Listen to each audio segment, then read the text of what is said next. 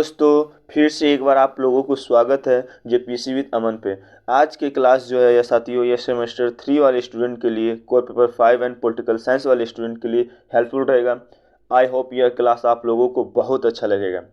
आज का important question है साथी कि पदोन्नति की परिभाषा दे। पदोन्नति क्या होता है इसका परिभाषा दे, यानी इंग्लिश में इसको कह सकते हैं प्रमोशन, और इसके कौन कौन से सिद्धांत हैं और इसके गुण दोषों का वर्णन करना है।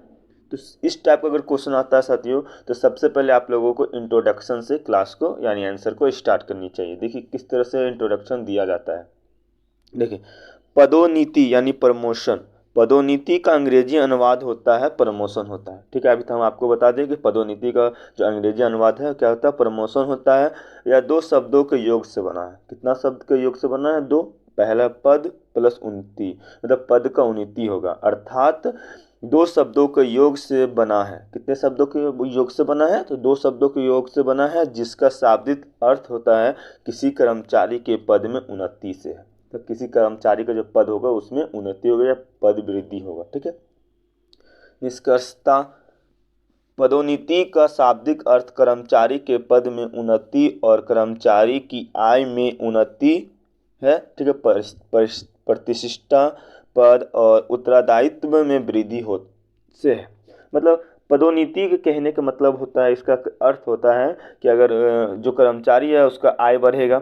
ठीक है, आय मतलब पैसा, सैलरी, और उसकी प्रतिष्ठा बढ़ेगी, मतलब उसकी वैल्यू बढ़ेगा, उसका पद बढ़ेगा, और उत्तरदायित्व भी मतलब उसका काम भी बढ़ जाता है। ठीक है, ये होता है पदोन्नति का मतलब परिभाषा। ठीक है, अब हम आप लोगों को बताएंगे कि पदोन्नति को विभिन्न विद्वानों से किस तरह से परिभाषित किया गया है। ठीक है, आगे देखिए नेक्स्ट। ओके, पदोन्नति को विभिन्न विद्वानों से परिभाषित किया गया है, मतलब किस बहुत से विद्वानों ने परिभाषित किए हैं। तो सबसे पहले हैं डॉक्टर भामरी के अनुसार। डॉक्टर भामरी के अनुसार क्या कहते हैं ये कि पदोन्नति से तात्पर्य है कि एक निम्न श्रेणी से उच्च श्रेणी में उन्नति होना और उसके साथ ही साथ कर्तव्यों व उत्तरदायित्वों में भी परिवर्तन होना।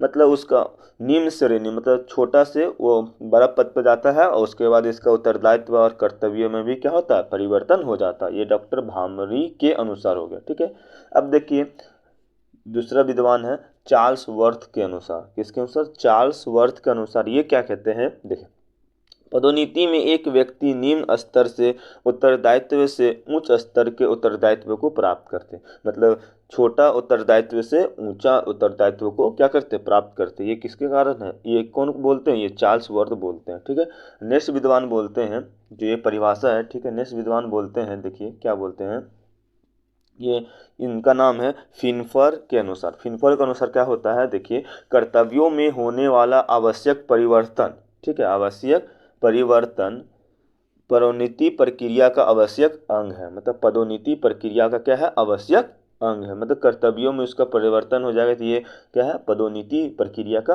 आवश्यक अंग है। ठीक है, नेक्स्ट विद्वान है जिनका नाम है वाइट के अनुसार। किसके अनुसार? वाइट के अनुसार ये क्या कहते हैं, देखिए कि पदोन्नति का अर्थ है कि एक पद से दूसरे पद पर नियुक्ति जो उच्च स्तर मतलब उच्चतर श्रेणी का है। मतलब छोटा पद से दूसरे बड़ा पद पे जाना है। ठीक है, तथा जिसमें कठिनतर प्रक्रिया एवं अधिक बढ़ते उत्तरदायित्व का कार्य करना पड़ता है। मतलब एवं कठिन काम करना पड़ेगा, उत्तरदायित्व बढ़ जाता है। ठीक है, उत्तरदायित्व भी बढ़ जाता है, और इसमें पद का नाम बदल जाता है, और पराया वेतन में भी क्या हो जाती है, वृद्धि होती है। मतलब वेतन भी वृद्धि हो जाएगा। ठीक है, मतलब वेतन में भी क्या हो जाएगा, वृद्धि हो जाएगा। अब हम लोग देखेंगे पदोन्नति का सिद्धांत। क्या है पदोन्नति का सिद्धांत? पदोन्नति का दो सिद्धांत है साथियों, पहला है वरिष्ठता का सिद्धांत, दूसरा है योग्यता का सिद्धांत। ठीक है, अब वरिष्ठता का आधार पर पदोन्नति कैसे दिया जाता है, वरिष्ठता के सिद्धांत को हम लोग देखते हैं। देखिए इसमें क्या कहता है कि इस सिद्धांत के अनुसार पदोन्नति केवल वरिष्ठता के आधार पर होनी चाहिए। मतलब जो ज़्यादा टाइम तक काम करेगा उनके आधार पर दिया जाता है। ठीक है, और दूसरा देखिए इस सिद्धांत के अनुसार जिस कर्मचारी की सेवा सबसे अधिक अवधि की है, मतलब ज़्यादा समय से काम कर रहा है, तो उसे पदोन्नति मिलेगी। ठीक है, अर्थात यह जो कर्मचारी सेवा में पहले आया हो उसकी पदोन्नति पहले होगी, और जो शेष पदों में भर्ती के आधार पर, मतलब और शेष पदों के भर्ती के आधार पर। मतलब वरिष्ठता के कहने का मतलब होता है जो पहले से काम करेगा उसी को पदोन्नति यानी प्रमोशन मिलेगा। ठीक है, अब देखते हैं वरिष्ठता सिद्धांत का गुण क्या होता है। पहला अनुभव, यस, बहुत दिन से काम करेगा तो अनुभव तो होगा ही। इसमें क्या होता है कि वरिष्ठ व्यक्ति अधिक अनुभवी होता है, अधिक अनुभव ही पदोन्नति के लिए बड़ी योग्यता होता है, मतलब अनुभव ही प्रमोशन के लिए बहुत अधिक क्या होता है, बड़ी योग्यता होता है। ठीक है, ठीक है, इसमें क्या कहता है कि इस व्यवस्था में अधिक आयु वाले व्यक्ति उच्च पदों पर और कम आयु वाले इससे के अधीन निम्न पदों पर काम करते हैं। ठीक है, प्रतिष्ठा होनी चाहिए, इज्जत समान होना चाहिए। ठीक है, पुराने कर्मचारियों का गौरव और प्रतिष्ठा बनी रहती है और उन्हें कल के युवाओं के नीचे काम करने का अपमान नहीं सहना पड़ता है। मतलब ये वरिष्ठता सिद्धांत के अनुसार ये होता है कि जो मान लीजिए पुराना व्यक्ति है, पुराना कर्मचारी है, थोड़ा एजेड हो गया है, तो उसको न्यू कमर के साथ काम करने या उसके नीचे काम करने का अपमान नहीं सहना पड़ता है। ठीक है, ये बात याद रखिएगा। थर्ड पॉइंट है इसमें देखिए कि निरपेक्ष आधार। निरपेक्ष आधार क्या होता है कि इस सिद्धांत के अनुसार क्रमिक रूप में प्रत्येक व्यक्ति को पदोन्नति का अवसर प्राप्त होता है, अतः यह पदोन्नति का एक उचित एवं न्यायपूर्ण आधार है। मतलब निष्पक्ष आधार पर दिया जाएगा प्रमोशन। ठीक है, अब नेक्स्ट पॉइंट है, इनका नेक्स्ट गुण है, देखिए क्या है, वो है राजनीतिक हस्तक्षेप से मुक्ति। मतलब राजनीतिक जो आएगा, राजनीतिक का जो मैटर होगा इससे एकदम से दूर होता है। ये क्या होता है, यदि वरिष्ठता को पदोन्नति यानी प्रमोशन मान लिया जाए तो राजनीति हस्तक्षेप से मुक्ति मिल जाती है। मतलब राजनीतिक जो यानी पॉलिटिक्स जो होता है इससे इसके मतलब हस्तक्षेप से क्या होता है, मुक्ति मिल जाती है, क्योंकि राजनीतिक नेता वरिष्ठ में असमर्थ होते हैं। क्या होते हैं, असमर्थ रहते हैं। ठीक है, आगे देखिए नेक्स्ट पॉइंट है कि स्वयंचलित। ये क्या होता है, स्वयंचलित होता है।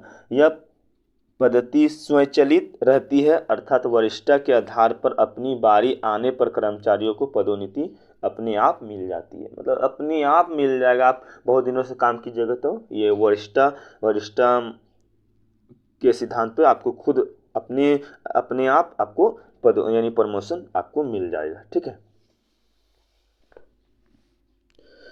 अब वरिष्ठता के गुण के बाद अब वरिष्ठता के दोष भी देख लेते हैं। चलिए एक एक करके इसमें क्या होता है देखिए। तो यह सत्य नहीं है कि वरिष्ठता के आधार पर अनुभव से वृद्धि भी होती है, मतलब अनुभव से भी वृद्धि होती है। प्रायः ऐसा होता है कि वायु की वृद्धि के साथ ही व्यक्ति का मंद बुद्धि होने लगता है। मतलब जिस तरह से एज बढ़ेगा उसका बुद्धि थोड़ा कम होने लगता है एवं उनमें साहस का अभाव हो जाता है। मतलब वरिष्ठता के काम के आधार पर आप किसी को प्रमोशन कर रहे हैं तो ये भी एक दोष है, क्योंकि अगर मान लीजिए वो ज़्यादा दिन तक एजेड हो रहा है तो बूढ़ा हो रहा है तो उसका बुद्धि कम हो जाता है, फिर आने वाले जो जनरेशन है उसको काम नहीं मिलता है, बेरोजगारी बढ़ जाता है। तो ये वरिष्ठता का तो महत्वपूर्ण दोष है। ठीक है, महत्वपूर्ण दोष वरिष्ठता सिद्धांत का है। ठीक है, सेकेंड पॉइंट देखिए इसी में कि इस व्यवस्था में उच्च पदों पर पुराने रूढ़िवादी विचारों के व्यक्ति आरूढ़ हो जाते हैं। मतलब पुराने विचार के आदमी लोग उस पर बैठ जाते हैं जो कि बदलती हुई परिस्थिति के अनुकूल स्वयं को नहीं ढाल पाते। मतलब पुराने ही जमाने के पुराने स्टाइल में ही काम करने लग जाते हैं, जिससे कि वो नई अनुकूल स्वयं अपने को ढाल नहीं पाती। ये भी दूसरा दोष है वरिष्ठता के आधार पर पदोन्नति का योग्य तथा होनहार व्यक्ति को सेवाओं के लिए आकर्षित नहीं किया जा सकता है। मतलब इससे आप लोग समझ सकते हैं कि अगर मान लीजिए सपोज कीजिए आपको पता है कि आपका इतना दिन में प्रमोशन होगा, तो क्या आप उतना मेहनत से काम करिएगा जितना मेहनत से अभी कर रहे हैं, नहीं कर पाइएगा। ठीक है, ये वरिष्ठता का महत्वपूर्ण दोस्त है, इम्पोर्टेंट दोस्त है।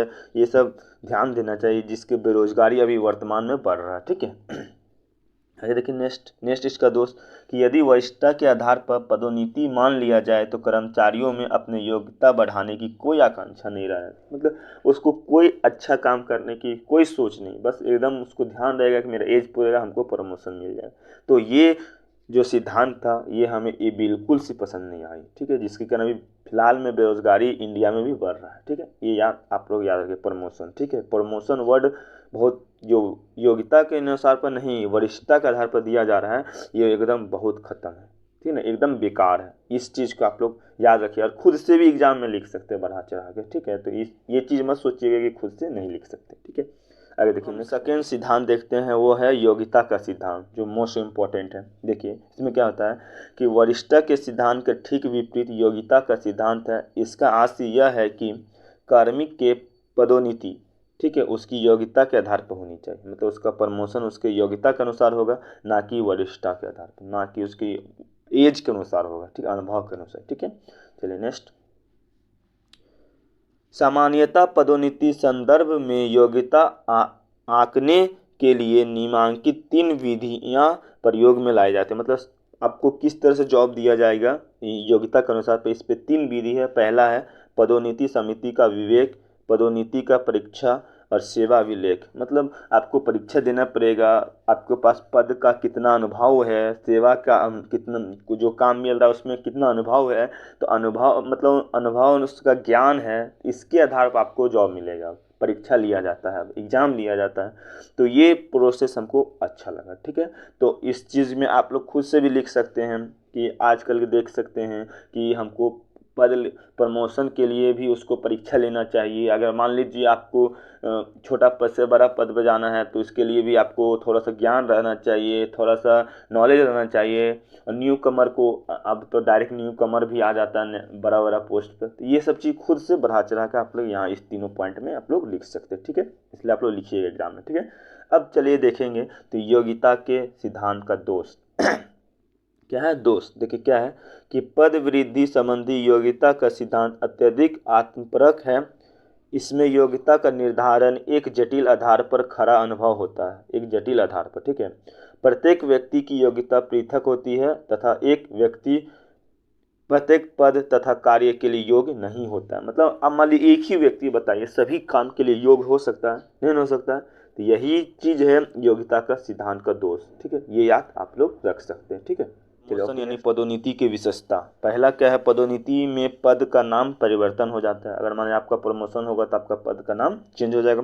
दूसरा है कि यह निम्न पद से उच्च पद पर पहुंचने की प्रक्रिया, मतलब यह जो प्रक्रिया है वो छोटा पद से बड़ा पद पर पहुंचने की प्रक्रिया। ठीक है, थर्ड पॉइंट है कि पदोन्नति से वेतन भी बढ़ जाती है, और फोर्थ पॉइंट है पदोन्नति से सम्मान भी बढ़ जाती है। मतलब आपका वेतन भी बढ़ जाएगा, आपका इज्जत भी बढ़ जाता है। यही है पदोन्नति यानी प्रमोशन की विशेषता, इंपॉर्टेंट। ठीक है, अब देखेंगे पदोन्नति यानी प्रमोशन का महत्व क्या है। ठीक है, पहला है कि यह अनुभवी कर्मचारियों को संगठन में बनाए रखती है। मतलब ये अनुभवी जो कर्मचारी होंगे उसको संगठन में बनाए रखते हैं। दूसरा है कि यह कार्मिकों को श्रेष्ठ कार्य करने के प्रोत्साहित करती है। अब मान लीजिए आपको प्रमोशन का ये प्रोसेस नहीं होता तो आप अच्छा से काम नहीं करते, तो ये प्रमोशन के कारण ही बहुत से आदमी लोग अच्छा से काम करते हैं। ठीक है, थर्ड पॉइंट है इनका कि पदोन्नति के कारण कर्मचारी तथा संगठन में अपनात्व का रिश्ता कायम रहता है। मतलब प्रमोशन के कारण ही कर्मचारियों के बीच में अपनापन बना रहता है। ठीक है, ये था महत्व प्रमोशन का। ठीक है, ओके, नेक्स्ट क्या होता है। पदोन्नति का लोक प्रशासन में बहुत महत्व है। मतलब प्रमोशन का बहुत महत्व है। एक कर्मचारी इसी उम्मीद से निम्न पद पर नियुक्ति स्वीकार कर सेवा में प्रवेश लेता है। मतलब इसी के आधार पर कोई भी व्यक्ति जो छोटा पद पर भी अपना काम करना मतलब ले लेता है। ठीक है, कि भविष्य में योग्यता और वरिष्ठता के क्रम पर उसे कुछ वर्षों के बाद उच्च पद मिल जाएगा, एकदम बड़ा पद मिल जाएगा। इसलिए आदमी लोग छोटा पद पर काम करने लग जाता है। ठीक है, तो इस हेतु योग्य व्यक्ति भी छोटे छोटे पदों पर स्वीकार कर लेते, इसके अनुसार छोटे छोटे पद पर भी स्वीकार कर लेते। ठीक है, आगे देखिए नेक्स्ट। अतः सभी देशों में प्रशासन में एक स्वास्थ्य निरपेक्ष पदोन्नति प्रणाली जरूर होनी चाहिए। इसके प्रमुख लक्षण योग्यता तथा वरिष्ठता दोनों के आधार करने वाली तथा निरपेक्ष पदोन्नति प्रणाली होनी चाहिए। मतलब एकदम से निरपेक्ष पदोन्नति यानी प्रमोशन की प्रणाली होनी चाहिए। इसका प्रमुख लक्षण यह है कि यह स्वचालित हो, मतलब स्वचालित एकदम खुद से होनी चाहिए, और यह कर्मचारियों के असंतोष पैदा करने वाली नहीं होनी चाहिए। मतलब असंतोष मतलब जिससे उसकी भावनाओं को समझने वाली होनी चाहिए। ठीक है, इसके बाद ये आपका कंक्लूजन यहीं पर ख़त्म कर दीजिए और ये आंसर को यहीं पर एंड कर दीजिए। ठीक है, और इतना ही लिखिए, आप लोगों को बहुत अच्छा मार्क्स मिल जाएगा। ठीक है, ओके, फिर मिलेंगे नेक्स्ट क्लास में, तब तक के लिए बाय।